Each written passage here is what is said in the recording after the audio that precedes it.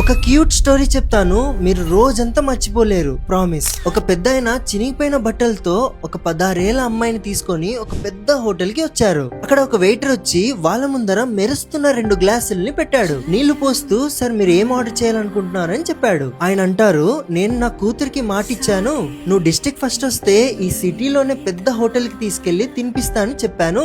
Present నా దగ్గర ఈ హోటల్లో ఒక దోశ తినడానికి డబ్బులున్నాయి, మీరు దోశ మాత్రమే తీసుకురండి అని చెప్పాడు. అది విన్న వెయిటర్ చాలా ఎమోషనల్ గా ఫీల్ అయ్యి తన మేనేజర్ దగ్గరికి వెళ్లి, సార్ ఇలా ఇద్దరు వచ్చారు, ఆ అమ్మాయి ఈ రోజు మన హోటల్లో కడుపు నిండా తినాలి, కావాలంటే బిల్ ని నా శాలరీలో కట్ చేసుకోండి అని అంటాడు. మేనేజర్ వాళ్ళిద్దరి దగ్గర వెంటనే వెళ్లి, ఈ రోజు మీరు ఏం తిన్నా ఫ్రీ, ఆల్సో వెళ్లేటప్పుడు స్వీట్స్ కూడా తీసుకెళ్ళండి అని చెప్పాడు. వాళ్ళ నాన్న అది విని ఆనందంతో ఏడ్చేశాడు. కొన్ని సంవత్సరాల తర్వాత ఆ అమ్మాయి IAS క్రాక్ చేసింది. కలెక్టర్ అయిన వెంటనే ఆ అమ్మాయి ఫస్ట్ ఆ సిటీలో అదే హోటల్ కి వెళ్ళింది.